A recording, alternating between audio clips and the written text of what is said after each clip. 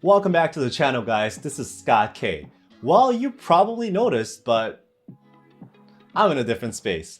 Well, it's because it's been updated. And today, I want to give you a quick tour of the new space so you can get a glimpse of where I work and where I also create content for this channel.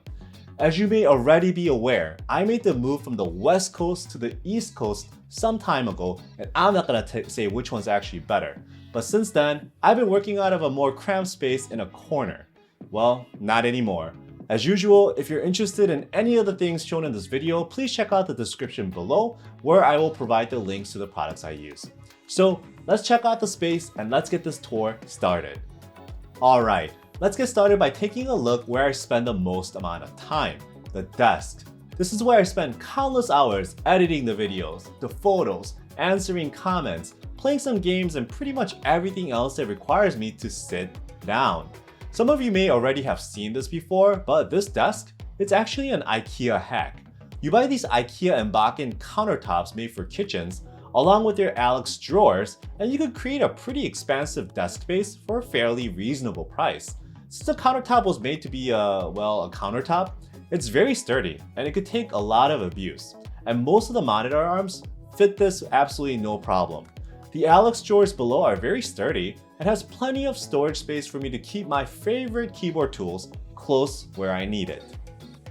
Moving on to the items on the desk itself, let's take a look at my computing setup. So if you recall, I built this monster of an i9 12900K Alder Lake build and shoved it into this tiny little form factor computer.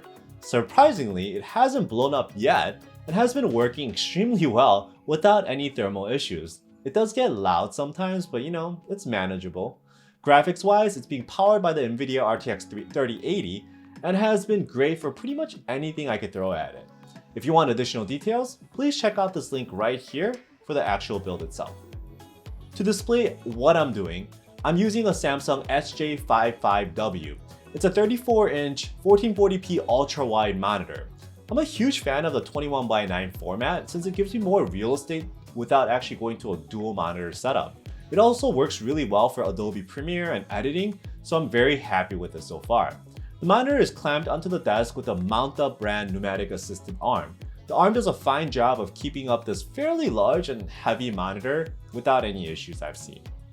For audio, I'm using my tried and true Audio Engine A2 Plus powered desktop speaker system. I can tell you, for something this small, it definitely puts out some powerful sound. Plus, it has great fidelity and audio quality as well, great for gaming, YouTube watching, or listening to music. The speakers are angled on a Kanto stand right here.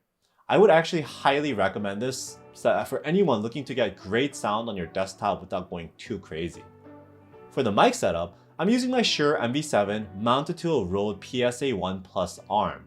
The MV7 is a USB powered dynamic mic and does a wonderful job of capturing high quality audio without picking up too much ambient noise. In addition, out of the multiple arms I have tried, I don't think you can really beat the Rode PSA-1. The Plus is like the upgrade. For its sturdiness and reliability, it pretty much just works. Even with a heavier mic like the MV7 on the end, it's rock solid. Now, you're probably wondering, what kind of keyboard does a keyboard guy use on a daily basis? Well, that depends on the day. As I'm working on this video right now, I'm using my crazy loud Class 80 keyboard with the solenoids enabled. Not sure what it is, but the sound of the solenoids, it reminds me of kind of like a typewriter and helps me get into the zone to be more creative. However, I do swap out keyboards almost on a daily basis, and I'll get to that later. Regardless of the keyboard, I do use a few different custom cables by CableMod to keep things fresh and coordinated and looking great on the desktop as well. For my mouse, I'm using a white Razer Orochi V2 wireless mouse. I'm not a big fan of huge mice, and I find the size of the Orochi V2 is actually perfect. Overall, the extremely lightweight, it's about 60 grams, and the fact that it can switch back and forth from Bluetooth or 2.4 GHz wireless, I can just keep one mouse on the desktop and then go between my PC as well as my laptop with ease. Between this and the Logitech G305 I was using before, I would actually say that I like this mouse better, especially when build quality is concerned. I did have a little bit of creaking with the G305. Everything is then sitting on top of my desk on my usual Zamboman desk mat from Novelkeys. I do switch desk mats out often as well, so it depends on the mood. Today, it's this one. Now, I talked about switching back and forth from my desktop PC and my laptop. And to help me with this, I use these guys. Hey, don't judge me on this messy cable management. I haven't fully gotten to that yet. But since I'm only using one monitor and have to switch back and forth, this device has become crucial. It's a bidirectional DisplayPort switch. I have both computers feeding into this, and I can just hit the center button with my foot, and I can go back and forth pretty quickly. Likewise, I use a USB 3.0 splitter so that I can do the same thing for my keyboard as well.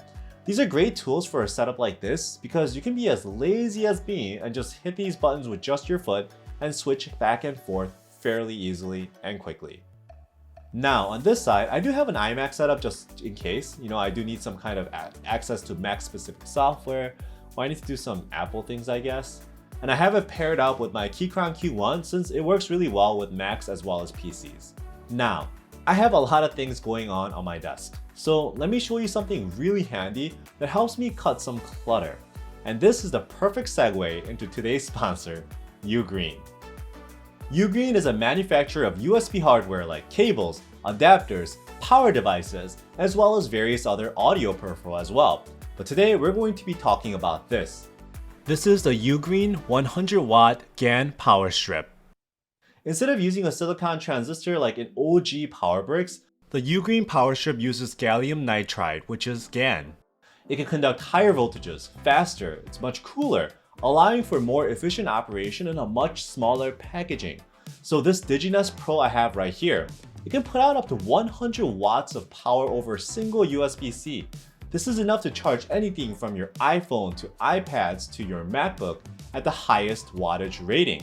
In addition, GAN technology allows us to host up to 7 connections at once with a maximum power output of 1,875 watts. That is a lot. And the crazy thing is that it does it in a device that's small, size of your iPhone. I'm truly excited about where we're going with GAN technology, and the DigiNest from UGREEN is definitely a tool to help you declutter your desk. Check out the DigiNest Pro in the description below. Remember what I said about swapping keyboards? Well, I do have quite a few of them on hand to switch from. So besides the Class 80 on my desk right now, I usually have about 20 or so keyboards ready to use. I know. I use this wall-hanging shelf system with a dual keyboard holder stand to keep everything displayed and stored safely. I'm using these iridescent stands from Amazon to add a little bit of pop of color, right, to an otherwise plain setup. It places the keyboard at a nice angle to show them off and also helps make more efficient use of desk space as well. In addition to the vertical shelf and the stands, I also use these IKEA picture frame holders to create a shallow ledge for more vertical keyboard storage. These do a great job of not taking up too much space, and they're sturdy enough to host 3 to 4 keyboards in an angle. So you can have even more keyboards. I know, I have a problem, but you know what? Wait until you see my storage. But before we do that, let's get to the most asked about item in this entire setup, and it's this. Yes, this is from IKEA and it's called SCADAs. And no, they weren't made for switch storage, but you know what? They do an amazing job of storing up to 90 switches in one little bin. Overall, the SCADA system could host more than just these little bins, but honestly, this is probably one of the best options to store and display your colorful switches all at once. Yes, IKEA, SCADAs, check it out. But before we move on, let's talk about some of the decor. So on the walls, I have these 3D textured wall appliques you could actually pick up from Amazon. From what I know, they don't do anything else but just look cool. I mean, they do add some great visual to an otherwise flat surface like a wall, right? Super easy to put up. I do it with some command poster strips. It weighs like nothing and does add some visual flair, kind of breaks up that monotony in the background. So I recommend that. In order for me to highlight the wall a little bit better, I use 2 different kinds of lights. One, a simple monitor bias light from GOVEE. Not only does bias lighting look cool, it also helps to reduce eye strain, especially in a darker room, and also helps to enhance the monitor contrast. The GOVEE unit I use also has multiple lighting color and intensity options, so you can pretty much vary that depending on your mood that day. Speaking of mood, the true mood enhancing light I have is this, the GOVEE Glide lighting modules. Now, this is really cool. Not only do they provide additional illumination, but you can actually customize this to be in various different shapes. And They're wirelessly connected, so you can actually use the GOVEE app to play with its RGB settings to change the colors, the lighting patterns, or even create this crazy RGB effect that you could see on some of your own keyboard. So you could actually match your wall to this and your keyboard. Such a clean setup, I highly recommend it to add some visual pop, super easy to install. Now, the last time I put out a desk setup video, I was asked, what is that chair? Now I will tell you. It's a wood high back chair by a brand called Sit On It. I know the name is weird, right? But I can tell you the chair is nice. It's very comfortable, it's ergonomic, it has adjustable lumbar support, and also it's height, angle, and depth adjustable. It also came with an armrest, but I ended up pulling it off, just looked cleaner. You could customize the seat color before ordering it, so you can match it to any decor. I know, I can use a fancier gaming chair, but you know what? I wanted to keep it classy for now. Before we get to the end of the tour, let's check out my footage capturing workspace. One thing any content creator will tell you is that it's a pain moving a tripod up and down constantly to get different angles. But with a standing desk, you could actually keep the tripod level and raise the desk itself up and down instead. For that, I use a FlexiSpot automatic standing desk. You can program your favorite heights and just kind of hit a button and the desk will go up and down to that setting. Most of the footage you see me building a keyboard is actually captured on this desk. So I spent a lot of time on this thing. And last, yes, I store most of my stuff on this rack. It's just a bunch of different crap that is starting to overflow into different closets all over the house. I told you I have a problem. But hey, this may be a good reason for me to do like some giveaways when I hit that 100K sub mark. So help me out here. Help me help you. If you're curious, I do shoot everything on a Sony a7 III camera body with the Sony lenses, and a few different LED light panels to light here and there. It's been working out great for me, and most likely I'll probably stay with this Sony body for a while, so it's been a great investment for me.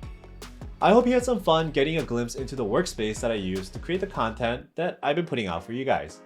I don't have the fanciest studio setup, nor do I have the best equipment, but I feel like this space will continue to help me create fun keyboard content and related content, right, for you guys. As usual, if you enjoyed this video, please like and subscribe, and I'll have more content for you in the future. Thanks.